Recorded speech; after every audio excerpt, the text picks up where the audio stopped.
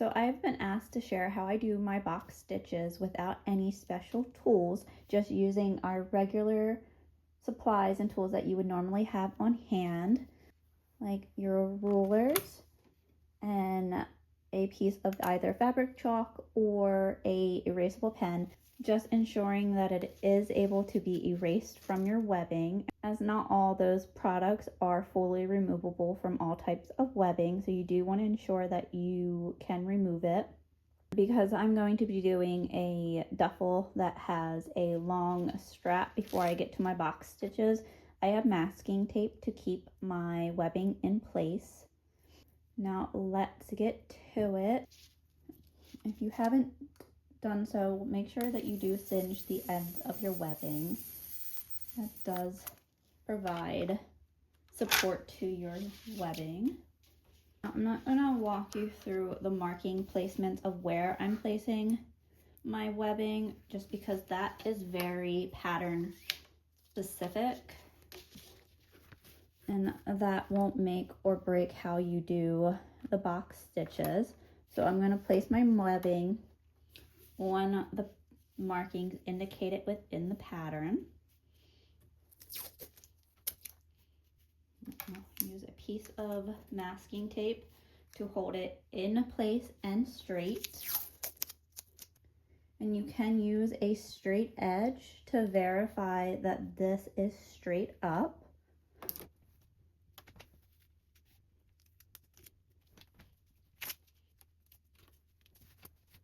Now this is where the box stitches come in.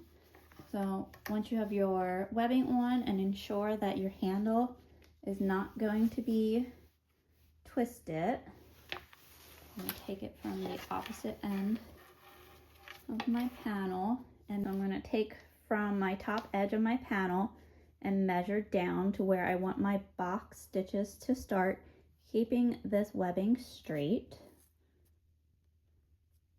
and then making sure that your ruler is straight across your webbing so that your line itself will also be straight. So I'm measuring, for this particular pattern, I'm measuring 3 down from the top. So I make sure that my ruler is straight across, that my webbing is straight up and down, and that the webbing is straight against my ruler. And then I can make my marking for the top of my box stitch.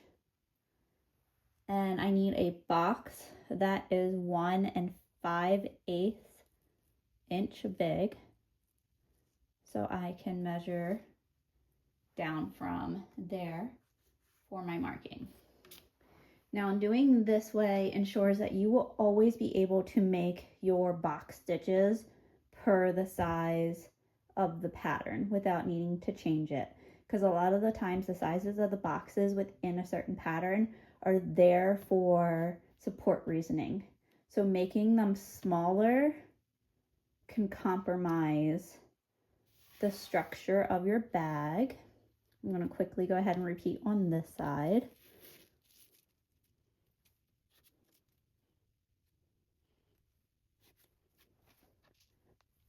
Now, if you would like, you can always go ahead and go across your bag and make sure that they are evenly across if you would like.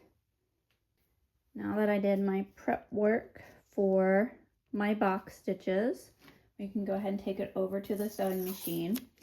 I will say, if you would like, just to ensure the top part of your webbing stays straight, you can add in another piece of masking tape. It's not necessary, but it can help keep them straight. Now, before I go over to my sewing machine, I'm going to show you the overview of how you will stitch, since I'm going to have a closer view at my machine. We're going to start from the bottom, and we're going to sew up all the way to the top marking. So we're going to pass the bottom part of our box X and go up to the top. Then we're going to sew across that line and then sew back down. And I sew them 2 different ways. If you're just beginning, it's easier to sew across this line so that you finish off your box. Then you can sew diagonally, sew across the top to reinforce those stitches, and then sew back down diagonally, and then sew down the rest of your webbing. So I'm going to show that way because that way is more consistent and easier for people who are learning how to do box stitches to get them more consistent, because you'll have nice corners to see when I show you how to go diagonally so that your start and stop points are the same. Go ahead and take you to the machine and give you a close-up so that way you can see firsthand how to make these stitches, and it will make more sense as you're seeing the stitches go down. Okay. Here we're going to start at our bottom, and this is sewing with a 1/8 seam allowance. Now I do have markings on my pressure foot that I made, so that way I could see easily what my 1/8 seam allowance is for when I'm always top stitching. So I'm going to go up and sew to that second line.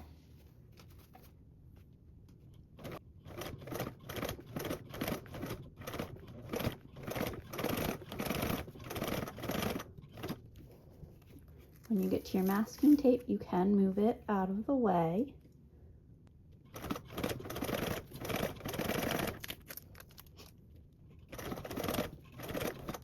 Now when I start to get to this top line, I will start to hand crank to ensure that my needle goes right down on that line. Even closer since we're to the box stitch part. Now see, my needle is right down on that line. Now you want to make sure that your needle is starting to go on the up position, so that way you do not skip a stitch within this corner. Now you can lift your pressure foot and turn your piece so that you're now going to sew across that line. Now just make sure you put your pressure foot down before you start sewing across. Now once you get to your other side, go ahead and put your needle down and start it back up. And again, we're going to lift our pressure foot and turn our panel to now sew down till we get to that marking.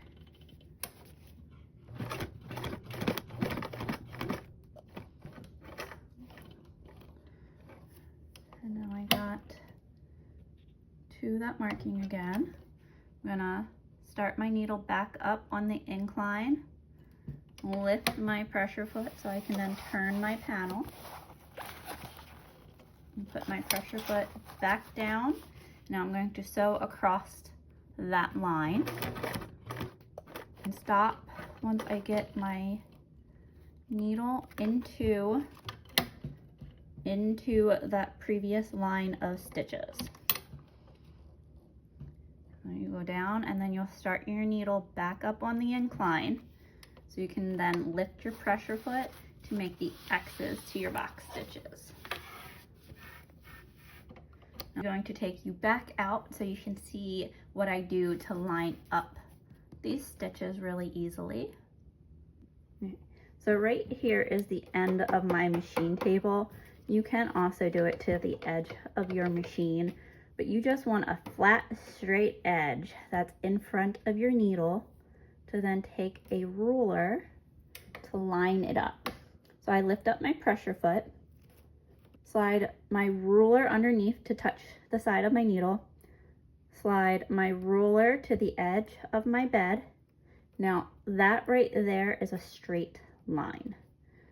So you can then move your panel underneath your ruler until the side of this ruler meets that corner of those stitches.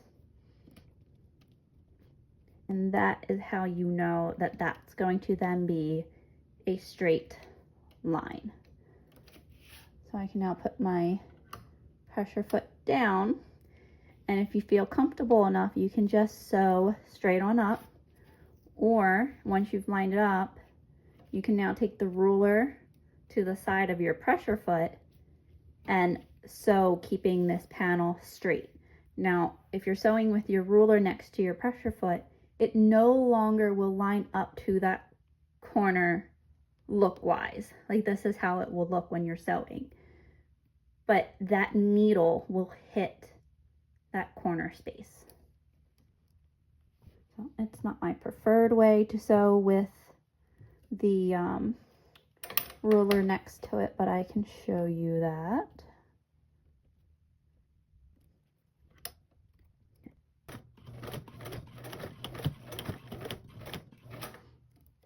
And then once you get to that corner, I like to hand crank so I can put that needle right down in that center.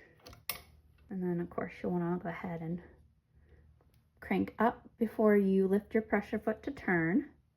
I'm going to move you back closer so you can see going down the other way closer, since you saw how I lined up the ruler. I'm going to do that again going down, but first I have to sew across. Once you make sure that your needle is going up, you can lift your pressure foot and turn. So then we can sew back over across this row of stitches. You can hand crank them if you would like, or you can just go straight on across. These will reinforce that top line.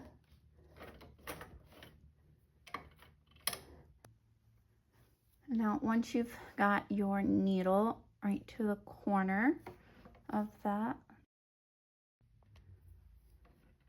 right into the corner again of your stitches, make sure that your needle is back up on that incline.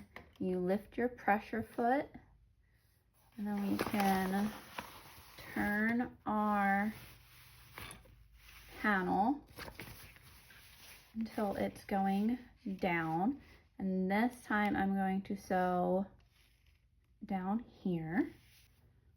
Again, I'm going to line up my ruler to the edge of my machine bed, so that way I know I have a nice straight angle.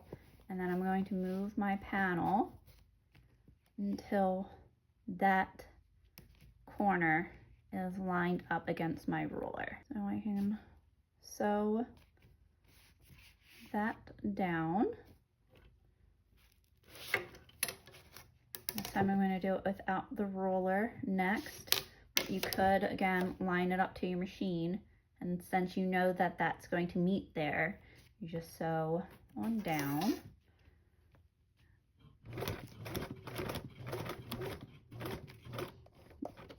And then hand crank it right to the center of those stitches. Now you can sew on down.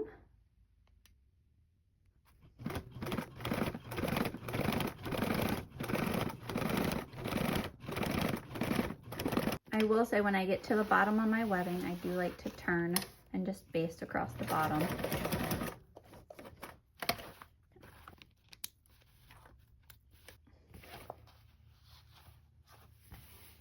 And there's what your box stitches will look like.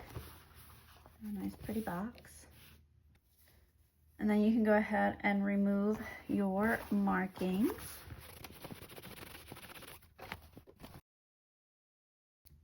Oh, there is your beautiful stitching.